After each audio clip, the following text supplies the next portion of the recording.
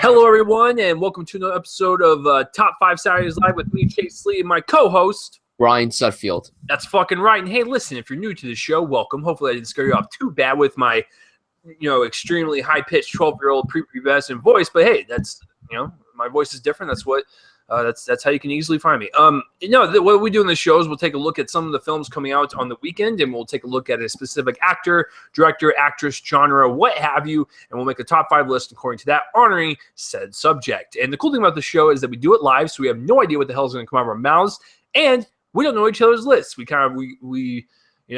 part ways every single Saturday, and we'll come back every Saturday with the list, and that's the way we do it. And we try to guess it, and I guess right 100% of the time, and Brian cries in the corner and realizes that he made terrible life choices. All right, so, but speaking of the Brian, how are we doing today?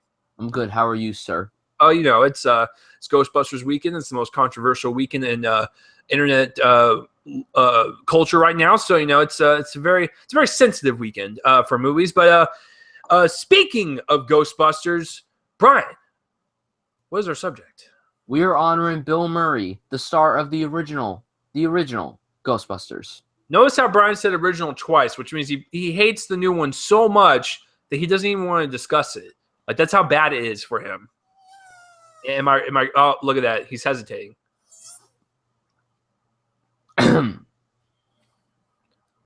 Okay, so Brian does not want to talk about it. All right, so yeah, we're doing Bill Murray. I'm really excited to talk about this guy. He's one of the funniest guys ever. You look at his time in SNL, you look at some of his older films from the 80s, you look at some of his current films, look at some of his dramas. Like, the guy's all over the place. And me and Brian were just talking about this. He's actually going to be, this is no lie, he's going to be on a new show tomorrow night on HBO called Vice Principals with Danny McBride and Walton Goggins, and I'm super stoked to see him. He plays the principal, right? I believe so, yeah. So I'm really stoked to see him kind of do that because he looks really funny in the promo. So, dude, this guy keeps working. So we're going to be honoring that guy, the Bill Murray, the Murrays of the Bills, the Bills of the Murrays. All right, so, Brian, when you think of Bill Murray, like, what do you think about, man? Like, he's kind of all over the place. Do you think more old school SNL days? Do you think more of his, like, 80s film catalog? Do you think more of, like, current dramatic stuff? Like, what do you think of when you think of the Murray? More of the 80s comedy type of guy. Listen, I love when Bill does his dramatic stuff, but to me, I am more rounded with him when it comes to comedy because I think he is easily like in the top 5 greatest comedic actors in film history. I will go on by saying, and maybe not top 5, definitely top 10. I can tell you that right now. And I mean, the guy may not necessarily be the funniest person, but like, even if he says something that isn't funny, it's the face that he says it, the way he presents himself, like the kind of like dryness of him that makes it funny. But he's also a very talented dramatic actor. I mean, he's an Oscar-nominated actor, for goodness sakes. Should have been an Oscar winner, but we'll get to that later on. And yeah, Bill Murray, William Murphy, thumbs up. I mean, you nailed it on the head, man. Like, he's got a sense of, like, dry humor, but he can throw in that raunch. He can throw in the family-friendly. I mean, there's plenty of films that he's done with that, Garfield. But, he's got the voice, man. You know what his voice sounds like. You know what his delivery is like. He is the one and only, man. Like, no one can replicate him. He is Bill fucking Murray, according to Woody Harrelson. So, yeah, I'm really excited to talk about them, and I'm excited to kind of just go across the board and see what kind of ones Brian and I pulled up. We were both born in the 90s, so are we going to have mostly modern? Probably, but we might have some older ones in there. There might be a couple more of mine, but yeah, just to let you guys know, I wasn't born in the 80s, so I don't hold a special place in my heart for like a Ghostbusters or even Stripes or Caddyshack or whatever. I've seen them, but I'm not that attached to them like some people, like most of the adult males, bashing the new Ghostbusters. So with that being said, let's begin, ladies and gentlemen. Top 5 Saturdays Live. Brian, I ask you every single week, what is your number 5 favorite Bill Murray film of all time? Now, I know it was a right thing to do by including at least one Wes Anderson film on this list, So I include the one where he's probably the most prominent in the film, and he's the lead. So I'm going to go with The Life Aquatic of Steve Zissou. Okay. I gotta be honest. I've never seen it, but I've owned it for the past 4 months. So I bought it at a pawn store for like $1. I haven't gotten a chance to see it yet. And I'm gonna let Brian take this one away because guess what, folks? I don't have any Wes Anderson film on here because I could not decide out of the ones I do have, like a Royal Tenenbaums or Moonrise Kingdom. I just those are the only two I own, but I have seen oh shit. I'm fucking blanking, but trust me, I've seen Wes Anderson films, but and he usually pops up in most of them. Rushmore, I've seen Rushmore. Yeah, I really couldn't decide, so I left Wes Anderson films off the list. So Brian will have the honors of talking about Wes Anderson, Bill Murray. So Brian, why is Steve Zissou the best one? And please convince me and everyone else listening on it because I do own it. So I don't think it's the best film he's done with Wes Anderson, but the reason why I put it on is because this is the only one where he's the lead. He carries this film like all the other films, like Rushmore. He's a supporting character. He's fantastic in that film. I honestly believe he should have gotten an Oscar nomination. He was awesome in Moonrise Kingdom. He was great in Fantastic Mr. Fox. He had a cameo in the Darjeeling Limited. Fuck that film. I hate that film personally. Oops. Dishonorable mention, spoiler. And he had a cameo in Grand Budapest. That was good too. Royal Tenenbaums is also good too. I haven't seen Steve Zissou in like at least 3 or 4 years, so I don't remember it all too well, but I remember Bill Murray being awesome and rocking an awesome beard in it, and it was just a really quirky, silly film as you get from Wes Anderson. You have an awesome cast attached to it. Owen Wilson, Cate Blanchett, which I did not expect. I never expected Cate Blanchett to do anything like this quirky in her career. And there's other people in there too, but I honestly forgot because, like I said, I haven't seen the film in years. But I think because of Bill Murray's awesome performance, I think he got a Golden Globe nomination for this. I think that's why the film is kind of like has this lukewarm response. I know it's not Wes Anderson's best film, but to me, the best Wes Anderson film I've seen is Grand Budapest Hotel. That's my personal favorite one that he's ever done. I think the best might also be that one because that's the best one I think people could get attached to. I don't know. I'm blinking. I don't know, to be quite honest. I would have to think about it. But Steve Zissou, good film. I haven't seen it in years, but I do recommend it, especially if you're a fan of Bill Murray and Wes Anderson. It's my number 5. I'm looking up some of the facts and stuff on IMDb. It says this movie cost $50 million. That's actually really expensive for a Wes Anderson movie. And it came out Christmas Day in 2004. Dear Lord, that's such a weird time to come out. Yeah, I was 14 at the time, so obviously I couldn't go see it. It was rated R. And back in the day, I was just all about dick and fart jokes, so I wasn't into quality filmmaking. But then again, I still like movies with dick and fart jokes. Yeah, no, I will definitely check it out. It seems like a pretty great one. Now, obviously, because I'm a fan of Wes Anderson. I'm a fan of the quirk. I'm a fan of the unique cinematography and the colors and the production design and stuff. I love all of that. So I will literally give any movie of his a shot. And so I got Steve Zissou over there on the shelf. I just have not watched it yet. But I think for $1, it was worth it because I have Grand Budapest, I have Royal Tenenbaums, and Moonrise Kingdom, so I'm starting to expand my collection. So it's a pretty great pick. My number 5, I gotta be honest with you guys, I don't necessarily love this movie. I like it. It's fun. It's entertaining. And I don't really necessarily like most of the comedy or even the main characters. But the reason why I went with this one is because when I first saw it, it wasn't really impressing me. However, every single time when Bill Murray was on screen as the cocky bowler, I lost my shit. Especially because in the movie, he wears a shitty-ass, like, toupee. And towards the end of the movie, it gets so fucking wild and gangly like a roadkill animal. It looks like he was stood in front of a fan and it's just, flapping on the side of his head or whatever. So, yeah, I went with Kingpin. I should have said the title of the movie. Sorry. But in Kingpin, he plays a bowler who is very competitive. He's very cocky. He's the best in the business, and he goes against Woody Harrelson and stuff. And he's just very cocky. He's just Bill Murray cocky, and he wears these ridiculous bowler outfits and stuff. And like I said, it's the toupee that kills me every single time. And he's just so he's a straight man when he's delivering all of his lines and stuff with his hair like all gangly and stuff. So I don't really care for the movie that much. It's got its bits and pieces. It's directed by the Farrelly brothers, who did There's Something About Mary, Dumb and Dumber, which is one of my favorite comedies of all time. And then you have Me, Myself, and Irene. You have Stuck on You. So they're really they got their brand of comedy for sure. Kingpin is okay. Woody Harrelson is in it and stuff. Like I said, it's got its moments, but Bill Murray sells it. And I can actually see him as a confident, cocky bowler with a terrible toupee. That toupee, it fucking kills me. So that is my number 5 is Kingpin. Brian, have you seen this?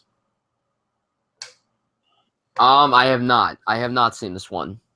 Oh, I think it's on Netflix. Like I said, don't go in with high expectations because people say, oh shit, Kingpin is the best thing. It's the best comedy that the Farrelly brothers have done. Let's calm that down. Dumb and Dumber, you can't beat that. But yeah, I think Kingpin is enjoyable. And I think, I'm telling you, the toupee, Brian, the fucking toupee will crack you up. It is just that funny. So, yeah, give Kingpin a shot if you're that bored and you want to watch Bill Murray as a bowler. So, with a terrible toupee. Yeah, so that's my number 5. Speaking of that, moving forward, progressing in life as it is, number 4, B-Man, take it away. My number 4 is St. Vincent. I haven't seen that. Oh, my goodness. Goodness gracious. Mr. Lee.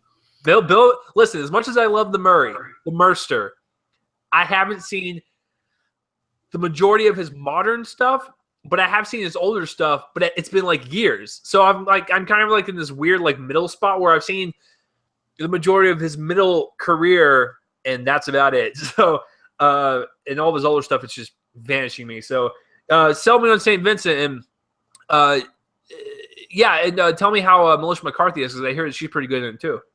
Well, all right. Melissa McCarthy is pretty good in the movie. Probably her best role to date. Probably her most serious role to date. I can tell you that right now.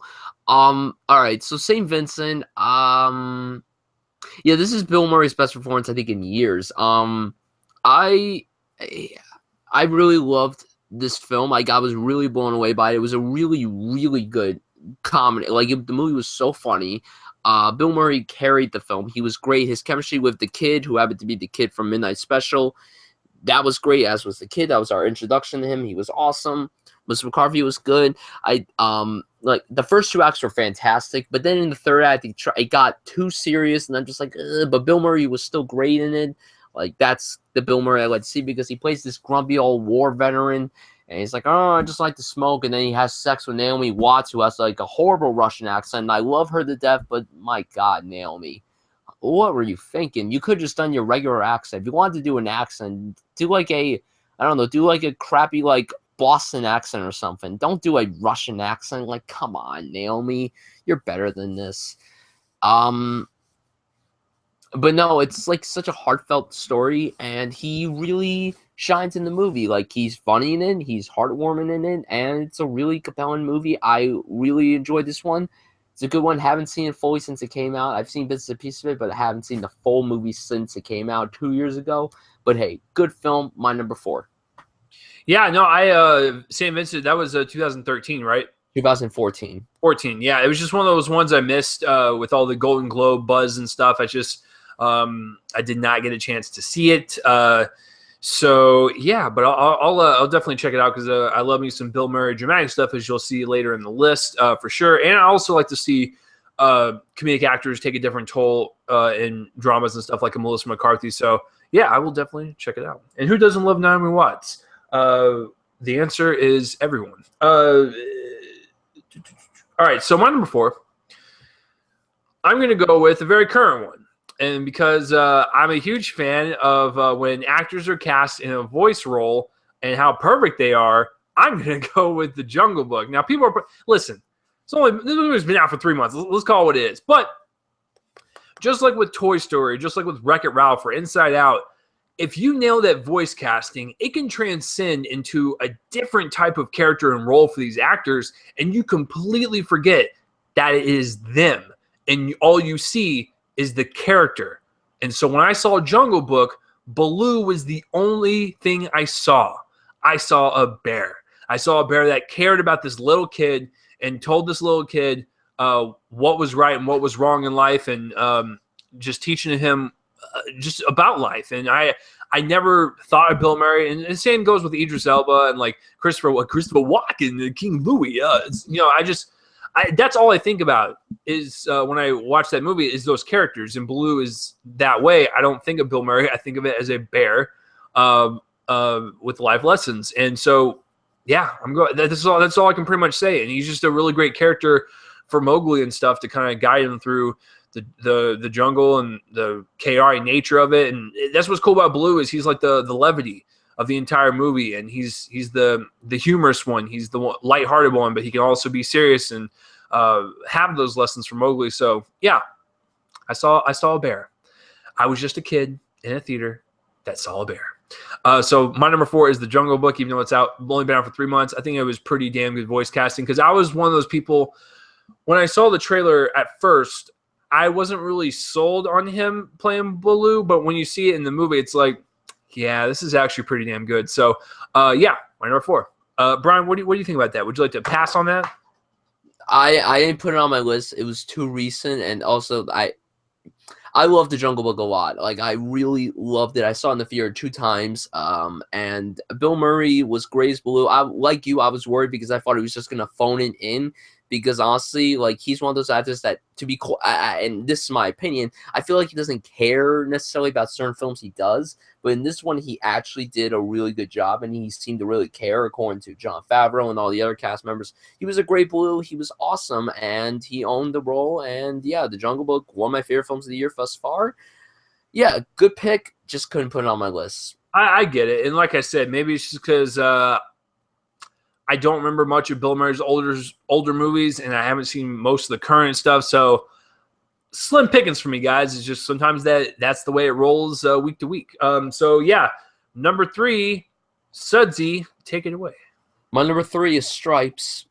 Nice. Now listen, Stripes is one of the ones I have seen. I saw it a long time ago, and I thought it was just really funny. Like as I was watching this stuff, I just haven't seen it in like 15 years. So that's why I couldn't put it on the list because I don't really remember it much. But I do remember watching like multiple times when I was a kid because I went to my friend's house and he had Stripes and we watched it and stuff. And we were on a Bill Murray craze because that was when we knocked out Ghostbusters and Caddyshack and Groundhog Day all at the same time and stuff. So it was quite a good summer. But yeah, I totally agree with you. Stripes is a great one. Yeah, Stripes is awesome. It's Ivan Reitman directing it. Second time working with him after Meatballs, which is not on my list, but that's also a good one. And he plays John Raynor, such a lazy, cocky motherfucker. And then he enlists into the army. It's so funny. It's a parody of war films, and it's so awesome. I love it. His camaraderie with the lieutenant, whose name I forgot, is awesome. But my favorite character is John Candy as Stewie Oxenberger. He's like this. They told me to lay low on stuff, but not to lay low on pizzas. Then he like slaps Harold Ramis, and it's really funny. It's so funny. I haven't seen this one fully in forever, but I remember some parts of it. I remember the introduction of him driving the cab, and he's like, "Oh, you think I'm lazy? I'm just gonna put this bag over my head and start driving and stuff." Like it. Yeah. Oh my god, that movie is definitely one of the funniest war films. It's probably the funniest war film to date. Honestly, there's so many war comedies I would have to think. That's a film that I think 1941 failed to be. Like 1941 was Spielberg. It did not. I actually know. 1941 is one of the only Spielberg films I haven't seen, so I can't really comment on it. But I've seen clips and it looks very shitty. But I mean, it's not Spielberg's fault. I don't know whose fault it is. But anyway, Stripes, fantastic. Love it to death. Just a beautiful piece of comedy. Mwah. Yeah, like I said, me and my friends knocked out a whole like slew of Bill Murray movies back in the day when we were kids and stuff, and that was one of them. And I do remember it very fondly. In that moment in time of laughing my ass off, I couldn't put it on here because I don't really remember it much. My number 3. Listen, I have a confession. I'm not like the biggest fan of cameos. Oh. However, if you can nail it, and I mean fucking nail it, where it just seems seamless, it doesn't feel like it's intruding in the story, it doesn't feel like it just pops up and has no reference to anything. It's just like, oh, hey, I'm here. Ghostbusters 2016. But if you can nail it, it seems natural. And it's just a nice comedic bit in the movie, but still has some relevance to the story and the character growth, then you've done your job. I'm not going to say where he's at in the movie, but when I was in the theater and I watched it, and when I rewatched it when I bought it on DVD, it still amazes me to this day. Like, it's one of my favorite theater experiences because I did not fucking expect it. It's Zombieland. And technically, that he is in that, and he's in there for a good amount of time to where I would count that as one of his best. Because most cameos are just like, hi, how's it going? I'm the pizza guy. Go fuck yourself. Bye. And then they're gone. So, but no, he actually has like a little extended cameo. But like I said, I'm not going to say where it's at. I'm not going to say how it plays into the story. I'm just going to say it plays into it. And it's one of the funniest cameos I've ever seen in my life.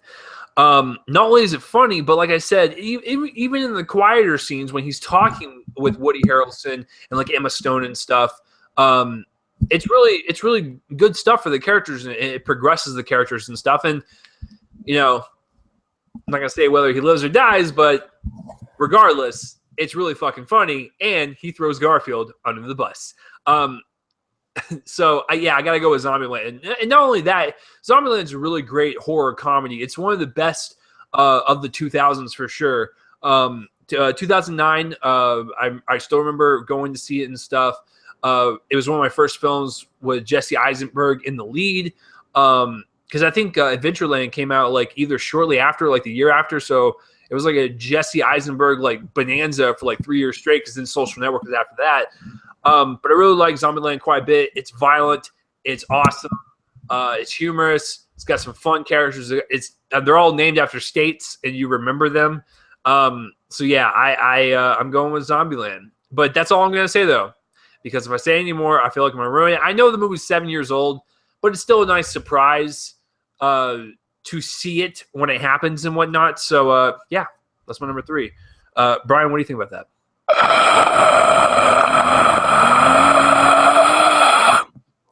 All I'm gonna say is that he makes that noise, and it's just, yeah. I brought up Zombieland on last week's episode. Half of our fans just like unsubscribe. Thank you. I know, but I'm just imitating the Merster.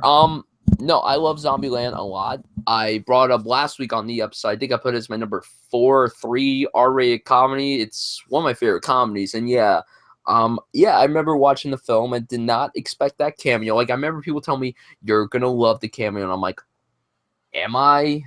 Because the way they say it was like, I was a little hesitant. I'm like, am I? Yeah, and I'm like, oh, I like this a lot. And this was around the time I started getting into Bill Murray's films, so I'm like, okay, sure, I like this a lot. Yeah, Zombieland's a good pick. I was so hesitant about putting it on the list, but I don't know. Like, I felt like I had to put a Wes Anderson film on here. You know what?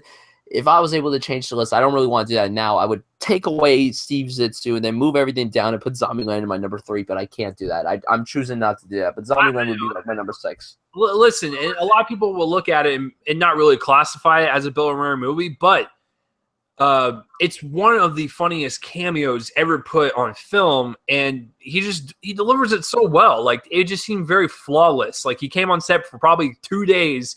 He totally knocked it out of the park, making one of the most memorable moments in that movie.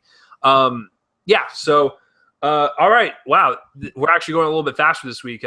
Sorry, guys. Hey, listen, I like Bill Murray a lot, but I just feel like I don't really know much, and I feel like I'm gonna get a lot of hate, but that's okay. Yeah, so we're getting into our top 2. Now, I have a really strong – Brian, put your mic down. I have a really strong feeling that one of ours is going to be in common. And I know which one it is. I just don't know whether Brian went with number 1 or with number 2. Because I also don't know if Brian wants to put like a comedy as his number 1. This is tough.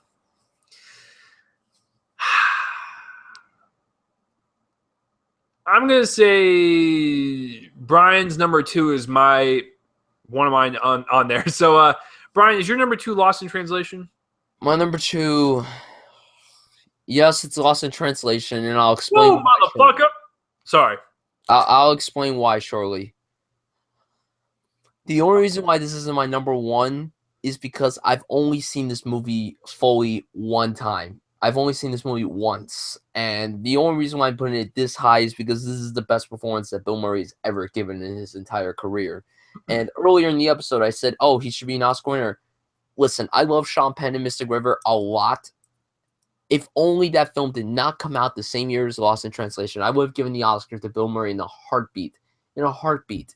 Because this was someone so different from him. No one ever expected him to do something like this. I mean, he kind of showed his true acting chops in Rushmore, but then this came out and people were like, oh, shit. Yeah, this is good stuff. And, I mean, his chemistry with Scarlett Johansson is unbelievably fantastic. And I never expected a duo like them to actually work. And, I mean, yeah, I really like the movie a lot. But I would say, going on by saying I adore the fuck out of his performance. Like, his performance, I think, is the best thing about the entire movie. I mean, yeah, it's very well written. The one this screenplay Oscar was done by Sofia Coppola, obviously the daughter of the great Francis Ford Coppola. And, I mean, people just knew her at first for that crappy performance she did in Godfather 3, and yeah, that performance is fucking horrendous. But then she came to do this, and people were like, hey, she's actually got talent. I like this woman a lot. And this and Blade Runner are the only films of hers I've seen. But hey, this is a damn good one. I just haven't seen it in years, and that's why I couldn't put it as my number 1. And plus, I haven't seen this film as much as the film that I put as my number 1. And I know my number 1 is probably going to be a cliche pick, but honestly, that's just the film I've seen more. I would have put this one at number 1 if I've seen this one more, but this isn't a film with high rewatchability, in my opinion, but it's worth watching over and over again simply for Bill Murray and Bill Murray only, and Scarlett Johansson, but mostly Bill Murray. So yeah, Lost in Translation is my number 2. Yeah, it's a good pick. I'll pass. I knew it. I knew that this would be where it was on your list. Yeah, I mean, I'll explain why in just a minute. My number 2, I'm gonna go with a movie, ironically, with its theme, literally played all the time on television when I was a kid. This was before I was 16, so I didn't work or anything. I would do chores at the house. I'd always turn on fucking USA, TNT, TBS, and this shit would be playing all the time. But goddamn it is so likable, and it is so charming, and it's just a really well-rounded movie that I think can span across every single age range. It's Groundhog Day. It's fucking Groundhog Day. Like, I don't know anyone that hasn't seen this movie. It's just a very charming movie. It's just very likable. It's just, if you have a fucking old bitter grandma that just doesn't like anything, you put Groundhog Day in front of her, she might be tempted to watch it if you can sell her on it. But it's just a really a good movie. I remember watching a lot as a teenager and stuff, a lot as a kid. And that was, I think, my first time I saw Bill Murray as like a family-oriented type of dude where he could do like these kind of like family movies and whatnot and really sell it on a very good quality level and not do shitty ones like Garfield. Yeah, I really like Groundhog Day. There's really nothing more to say. I like everything about it. It's just one of those like simple, sweet, likable movies. So, Brian, I know this is not your number 1, but would you like to talk about Groundhog Day? I gotta be completely honest. I actually haven't seen Groundhog Day. Oh, I gotta be completely honest. oh, That's like probably the biggest Bill Murray film I haven't seen. The only big one of his that I actually have not gotten a chance to watch. I'm being completely honest, and I feel bad for not seeing it. But in my household, Groundhog Day isn't really like something that's praised that much. I mean, like, my parents really got me into Bill Murray, and Groundhog Day is not the one of the films that they like love. They like it, but they don't love it. So that's probably why I haven't watched it yet. But pretty much every single one that they love, I've seen. Mm-hmm.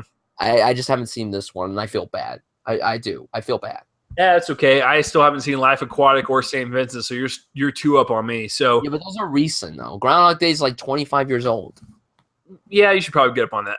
So All right, so yeah, that's our number 2, guys. All right, number 1, the head honcho. Brian's going to more what Bill Murray's known for. I'm going to go an obscure one. So, Brian, would you like to reveal, everyone, what is your favorite Bill Murray film of all time? My favorite Bill Murray film of all time, and like I said before, this is going to be very cliche, but to me, it's the film of his that I've seen the most. It's one of my childhood favorites. I'm going with the original Ghostbusters, ladies and gentlemen. This one, to me, is one of the films that I grew up on. I watched it so many times when I was a little kid. Peter Venkman, one of the best comedy characters I think ever. So much. No one could have played this role as well as Bill Murray. I know that John Belushi was originally going to play this role, but to be quite honest, Bill Murray really carried this role. I mean, his chemistry with Dan Aykroyd, Harold Ramis, and Ernie Hudson is something that's just so perfect, in my personal opinion. And then his back and forth with Sigourney Weaver is great. There's a moment when he's just walking around the city, then all of a sudden he like moves his leg like he's doing a random dance. It's single-handedly one of the funniest things ever. Like, he didn't have to say anything, but just the way he does it, it's comedy gold. I think everyone can agree that this is Bill Murray's funniest role. And I may sound wrong for saying that because, I mean, like, Groundhog Day is a good example. People say that. Stripes is a funny role. Caddyshack is a funny role. Scrooge is a funny role. He's done so many funny roles, but I think this is the funniest role he's ever done. And it's entertaining. It's funny. It's charming. It's really cheesy. At the time it came out, I think it was meant to be cheesy, but now it's such a cult classic. Like, everyone loves the original Ghostbusters, and I'm not going to say anything about the new one. I saw the new one last week. I'm going to say this right now. I didn't hate it. I did not hate it. Go ahead, sue me. I don't give a fuck. Okay, go ahead, sue me, dislike me, whatever. I don't care. Just watch the movie for yourself and you'll see. Well, just whatever, off topic. But anyway, I love the original Ghostbusters. It's my favorite Bill Murray film. It's my favorite Bill Murray performance, but the best is Lost in Translation. So yeah, Ghostbusters, the original, is my favorite Bill Murray film of all time. The end. Book closed. Yeah, I can't really disagree with you. Listen, I saw Ghostbusters a long time ago. Haven't seen it since. So I mean, it's been a while, and I couldn't feel comfortable putting that. Stripes, Caddyshack, or any of like the older movies. I couldn't feel comfortable doing it. My number 1. You guys know what it is, but let me explain why.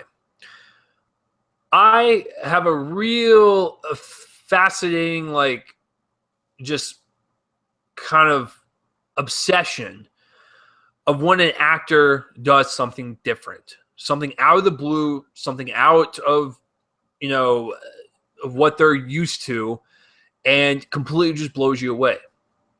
Case in point,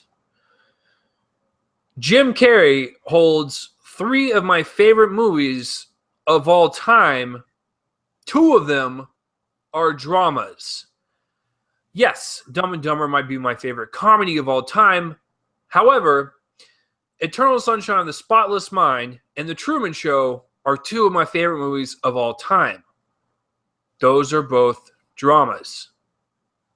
Eternal Sunshine is a really great, heartbreaking love story that everyone can relate to. It's told in a creative way. It's got really great characters. It's written well. It sticks with you. So it's high school, and I think 14 or 15, and I saw this when I was 17, right as I was able to go get R-rated movies by myself. So I picked up Lost in Translation. Now, I've been a huge fan of the Murray, and I was like, okay, I want to see something different. I want to see this drama and see what he can do. When the movie ends, you think to yourself, just like with Jim Carrey, just like with Adam Sandler with Punch Drunk Love, why don't they do more films like this? Now, yeah, listen, he did movies like Broken Flowers, and he did movies like St. Vincent, like what Brian said, but I think this is the quintessential Bill Murray movie. This is something completely different. And like, he was award worthy in this. Like, it's crazy that when you think of Ghostbusters and Stripes and Caddyshack, it's the same fucking dude. It's the same thing with Jim Carrey. You're like, that dumbass from Dumb and Dumber was in Eternal Sunshine and by far blew every single like male performance that year away. Like, it's just hard to believe. So not only does Lost in Translation have or is very powerful in terms of Bill Murray and his performance, the characters feel real. The setting in Tokyo feels real. This relationship between, this actor, going there for a commercial and this, young woman with Scarlett Johansson, they form like this weird friendship, but it works. Like their chemistry is just really well told, and they're both looking for different things in life, and they're kind of just going throughout life together and just talking about life, and he's giving her advice and she's giving him advice, and they're just going around Tokyo talking. And I love movies like that where it's just two people talking about life and just kind of getting into each other's lives and helping each other out and stuff and just becoming good friends. You don't need a romantic relationship.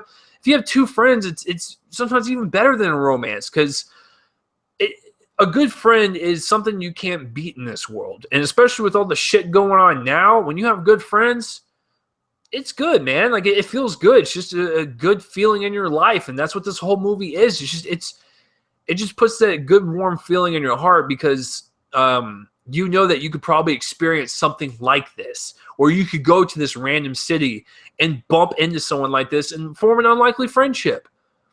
I'm sure it happens a lot. But for this one, I liked how tender the performance was from both of them. I liked how intimate they were with each other without being romantic. It just felt real.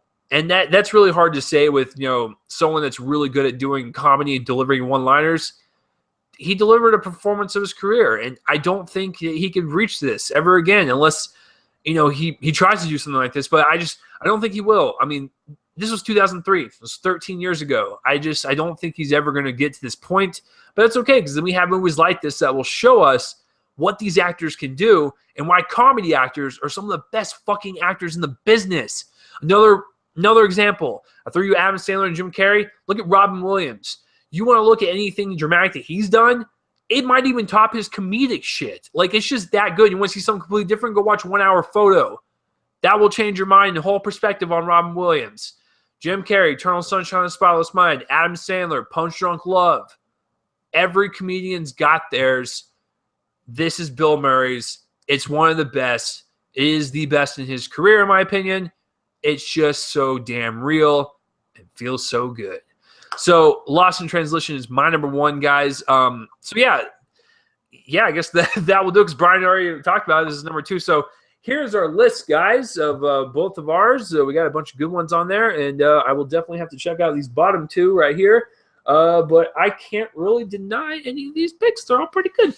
So, before we get into our honorable mentions, what do you guys have to say? What are some of your favorite Bill Murray movies and least favorite? Comment in that place where my face and let me know. But speaking of the ones that just barely got away, that didn't really make the list, but we still want to give them a shout out.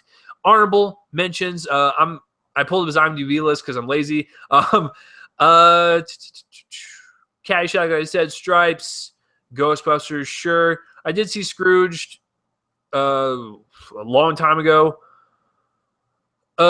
Space Jam. I gotta give my shout out to Space Jam. Are you fucking kidding me? Come on. I grew up with that shit. Rushmore for sure. Charlie's Angels. He plays Bosley. Why not? Osmosis Jones. Listen, is this a great fucking movie? No, it is not. However, the animation is pretty awesome. And Chris Rock plays like an amoeba. I think it's Kelsey Grammer that plays the pill. I forgot, but anyway, I like that movie. It's cool. It's a nice little anime film. The Royal Tenenbaums, basically anything Wes Anderson. Broken Flowers I still like quite a bit because I actually got that and Lost in Translation on the same day because it was like some DVD sale. I was like, oh, I'm gonna get these two because I heard a lot about them. Moonrise Kingdom, sure. Grand Budapest. And that's about it. Yeah, it's all the current ones I've seen. So, yeah, Brian, take it away. What were some of the ones that just escaped your list? Everything he's done with Wes Anderson except for the Darjeeling Limited, because that film sucks. Excuse me. Jungle Book, Zombieland, Meatballs, Caddyshack, Scrooge, and Space Jam. Yeah, fucking Space Jam, man. It's like, oh man, like when you watch it as a kid, you don't know who Bill Murray is, but when you watch it when you're older, like, holy shit, I forgot he was in that. So, yeah, no, he's got a great career, man. So I'm really excited to put any of those movies on my list that I mentioned. However, I'm not excited for these movies because they just suck complete shit dick, and that would be the dishonorable mentions, the ones that just leave a stench on his career. It's got to be Garfield, man. It's got to be fucking Garfield. Like, I feel so sorry for him too, because he signed on to this movie because he thought it was going to be written and directed by the Coen brothers. Because it was directed by like Eaton Cohen, not Ethan, Eaton. Because Joel and Ethan Cohen are the Coen brothers. So he thought he was signing on to a Coen brothers movie. So he didn't read any script. He was like, "Yep, I'm signing on to it because I see Cohen." Yep. Yeah, you should have fucking looked into that because he signed on from one of the worst. It falls in the same line as the Alvin and the shit monks, the fuck monks, whatever you want to call them. Falls in the same line as the Smurfs. I just hate the Scooby Doo's. Like I hate all the fucking animated live action bullshit. Just stop it. Just no. I didn't see the second one because I was just so traumatized by the first. Just no. Brian, what are some of the worst ones? Oh, and I forgot to mention, I did not care for A Very Merry Christmas last year. I saw that on Netflix. No, thank you. So, Brian, take it away. Like I said, Darjeeling Limited, to me, is not a good film. I don't understand why people like it. I think it's really stupid. I like the three leads, but to be quiet. Well, Bill Murray's role is kind of small in the film. He's not bad in it, but it's just my other dishonorable mentions. Mine Mitzman was so disappointing. Clooney, Damon, him, John Goodman, Kate Blanchett. You thought, hey, good film. Nah, it was kind of blah. Hyde Park on Hudson, where he plays FDR getting the blowjob. What? I heard it was a hand job. Blowjob, hand job, whatever. It doesn't matter anymore. He was great as FDR, but whatever. And I watched this on cable not too long ago, and it was so boring and so bad. It took me like 6 tries to watch it because I'm like, I'm a film reviewer. I gotta try to watch it. I did not like Aloha. I wanted to like it so much, but it was just so bad. So bad. And I feel bad for Bill Murray because, he's awesome and everything. But yeah, Garfield is the worst. I mean, I was just going to bring up the whole point that you said, that he thought it was going to be done by the Coen brothers, and yet it wasn't. And then he did the sequel, which, yeah, I saw when it came out when I was like, 7, I think.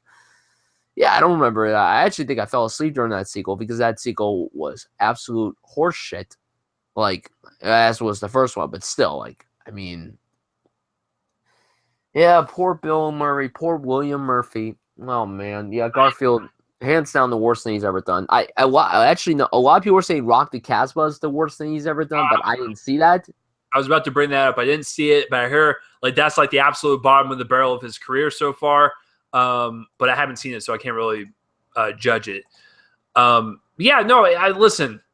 Not every actor, actress, director is going to have a perfect slate. I mean,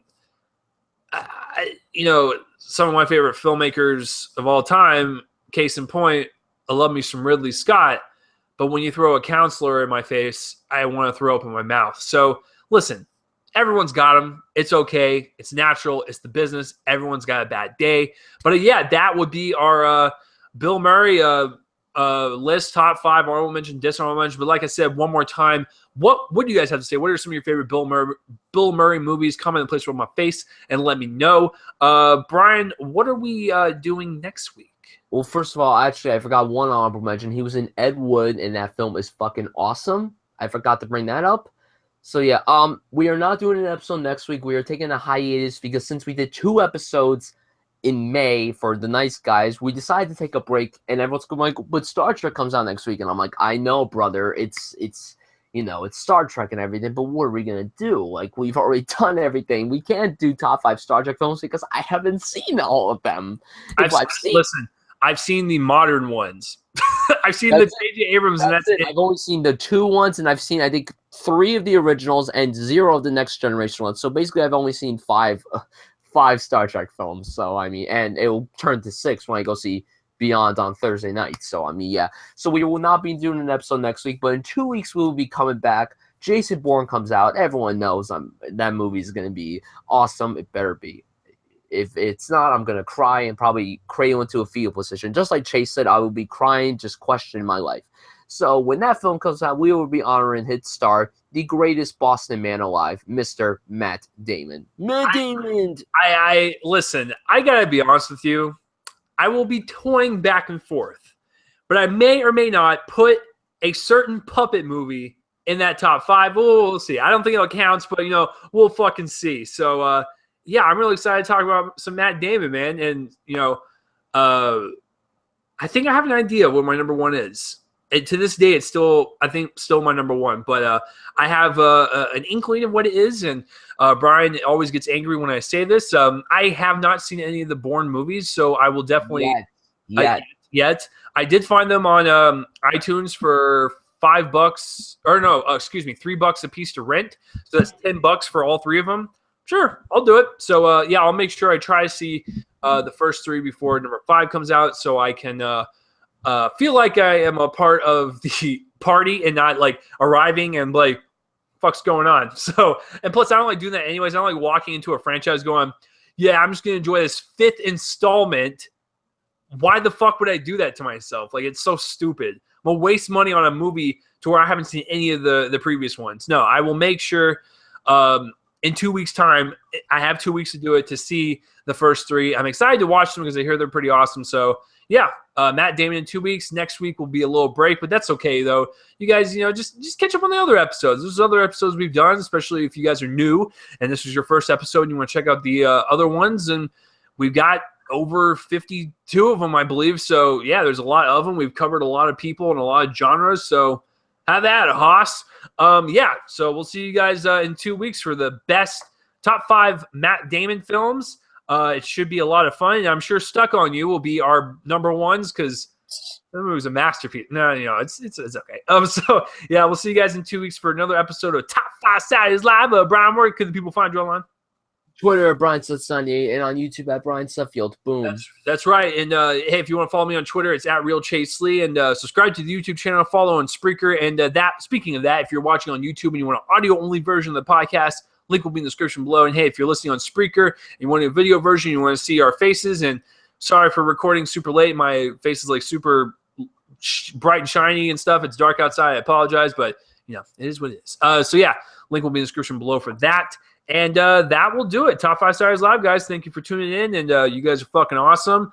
And hey, listen, if you want to be like Kenny from last week and be on the show, hey, comment down below and maybe we'll work something out. But until then, if no one says anything, Kenny's going to be our dude. That episode was awesome. Check out last week's as well, R-rated comedies. See you guys next week. Let's play the intro and outro music, which is done by my friend's band, Fervent Roze. Link in description. Bye-bye, everyone. Peace out. Bill Murray. Bill fucking Murray. Woody Harrelson, 2009. All right, we'll see you guys later.